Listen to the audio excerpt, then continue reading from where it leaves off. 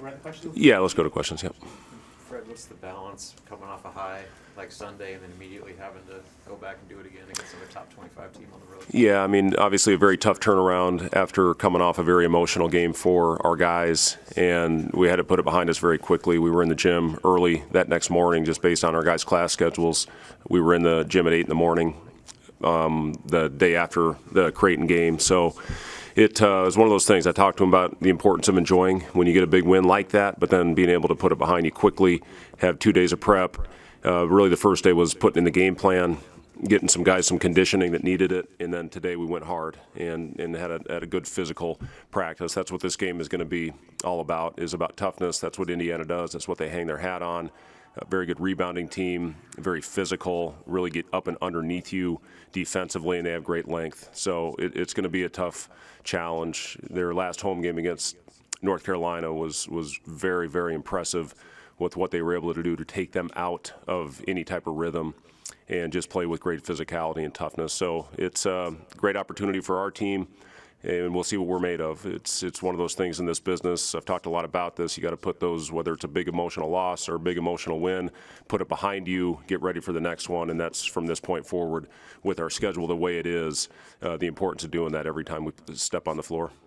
With what Rutgers was able to do to them, you talk about the physicality and what you guys did to Creighton. How much can you carry over that recipe from Sunday into this match? Yeah, I mean, that's the plan. You have to go out every time you step on the floor, and that's one thing I've talked about this group since we put it together, is I thought that it was a team that had some toughness and grit to them, and I think you saw that in full display for the full 40 minutes against Creighton. And to be able to withstand runs in that building, that is not easy to do with the firepower that they have on that roster. So as much as anything the other night, I just thought we were able to withstand and handle adversity well, and we're going to face that again in Assembly Hall. It's an incredible venue, great arena, ton of history in that building, and they're filling it right now, and it's as loud as any when that thing's full. So we're going to have to come out with great energy, different game time, playing at 8:30 for our guys, but it's going to be very important, similar to what it was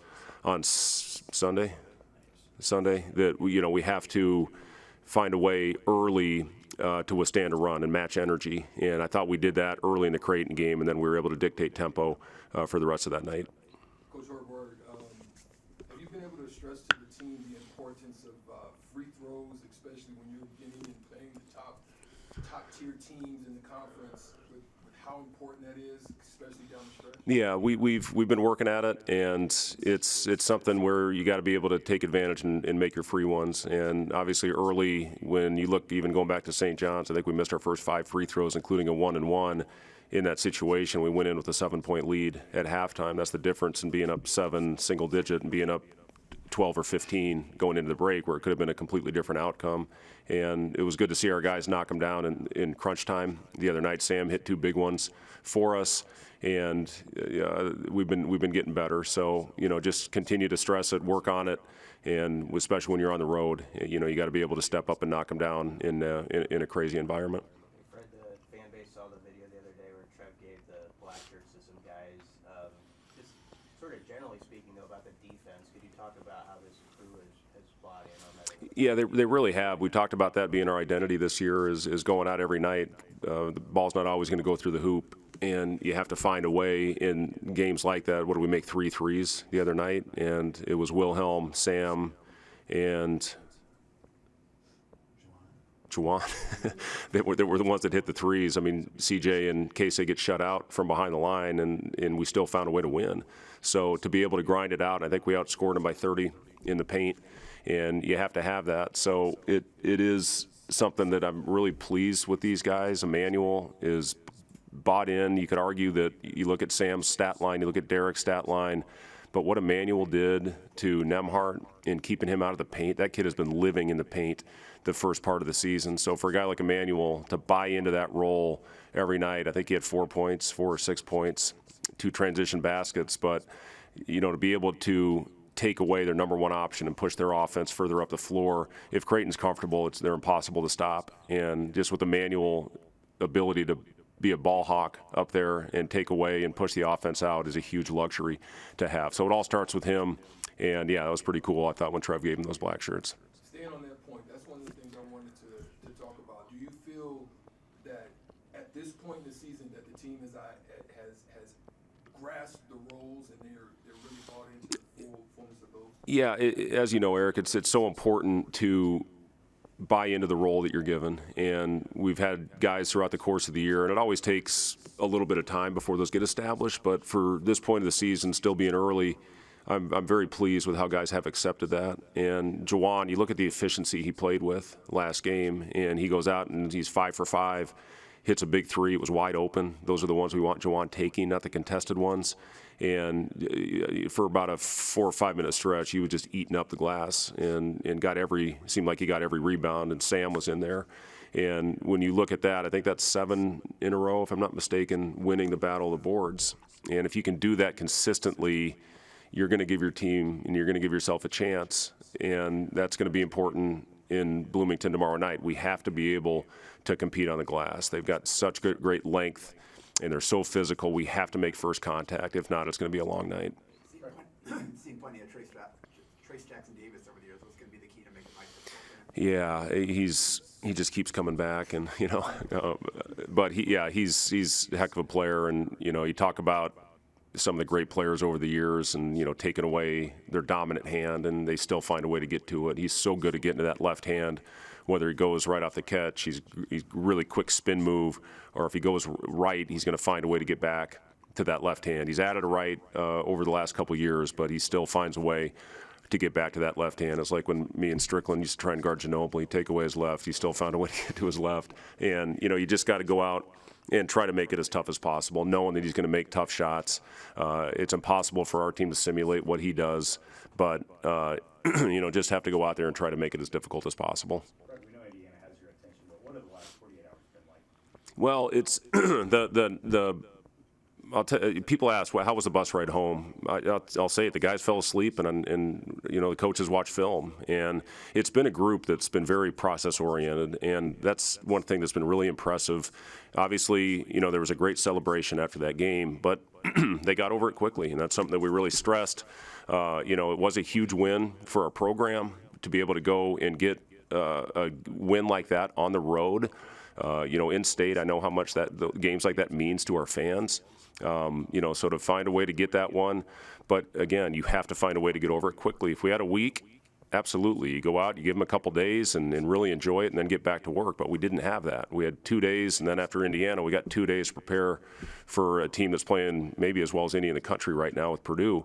So it's a heck of a stretch. So to be able to get that one, the importance of winning that game with the stretch that we have was so important, and it also was a confidence builder. When your guys know you can go on the road and beat a top 10 team like that, it's so important for your confidence, especially early in the year. We lost so many close ones early last year. If we win the Wisconsin and the Ohio State game early in the year, that might have been a completely different season a year ago, but it didn't happen, and it's past, we're past it now. But to get a game like that at this time of year is so important for the psyche of your guys. Coach, along those lines, Amy Williams' team's coming off a big win as well. Have you had a chance to congratulate her? And how important do you feel the camaraderie is between coaches at the university? I saw you guys at the Matt Rule press conference. How important is that? Yeah, I texted Amy right after our game, and sounds like they were refueling and they were watching the end of our game, and just messaged back and forth with Amy. We've got a great relationship with her. I'll watch some of her practice. She'll watch some of ours. And it's a luxury to have that when you have a great relationship with other coaches in the athletic department. What John Cook is doing, I had a great conversation with him the night before the Boston College game. He was going to get a workout in. We were just finishing up a night practice. And, just what he has done and the success that he's had. I tried to take a lot of the things that he has done as far as building the culture with that team and, being, competing for national championships every year. Matt Rule sent me a really nice note after the game as well. So, it's pretty cool when you have that type of camaraderie in your department. And I feel we have that here. Even, messages from, from a lot of the other coaches in the department, Rhonda and Sean and Paul. I mean, just getting messages from those guys, it means a lot. Fred, to go back to Juwan real quick, you've obviously really seen his impact over the last 5-6 games here, but the season as a whole, what's he really added to the group? Yeah, Juwan's toughness, that's the thing that we were most impressed with when we started recruiting Juwan. And one thing, I'm very close with one of the assistant coaches at Alabama. He worked with me at Iowa State and in Chicago, and he talked to me a lot about Juwan. And I asked him, I said, what'd you guys do on it? Because I really noticed a shift to his left side on his shot. I said, what'd you guys do to try to correct that? And he said, we told him not to shoot. So, when he came here, I tried to, early on, talk to him about the importance of really working on his balance. And he's become a reliable threat from the outside. Hit back-to-back threes a couple games ago and hit a huge one for us the other night against Creighton. So, it's just, now it's about cleaning some things up, and I think Juwan's done that. You've seen the efficiency of Juwan's games have really improved as we've gone on. He was more of a volume shooter. Now he's taking better shots within the framework of the offense. He's slashing more. He's getting himself to the basket where he really is a good cutter and can really find himself opportunities to score in the half court with his cutting and slashing.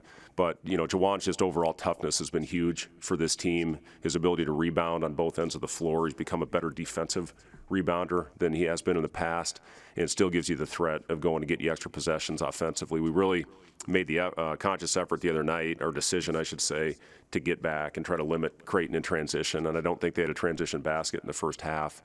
Some of that was just the plan of sending more guys back because they're a very good defensive rebounding team, and obviously they're one of the best in the country in transition. But, when Juwan is free to go, he's done a great job getting us extra possessions this year.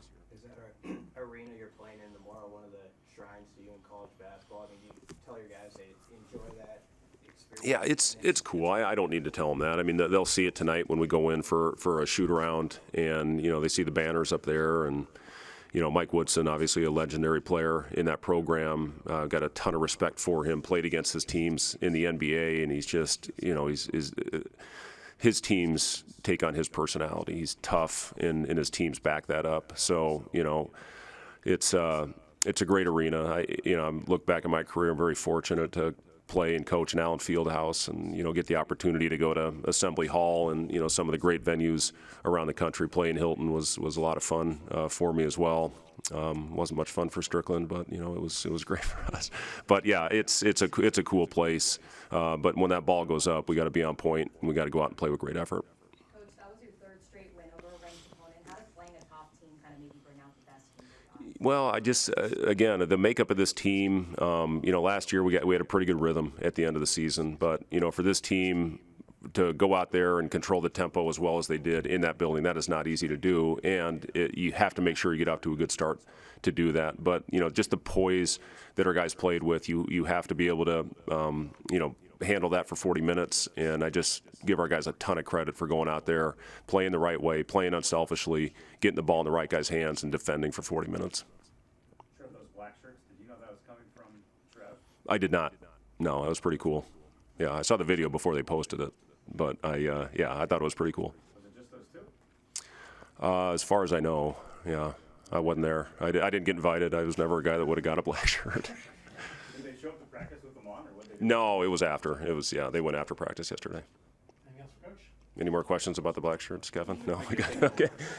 All right, thank you guys. They didn't get a basketball jersey with that. Yeah.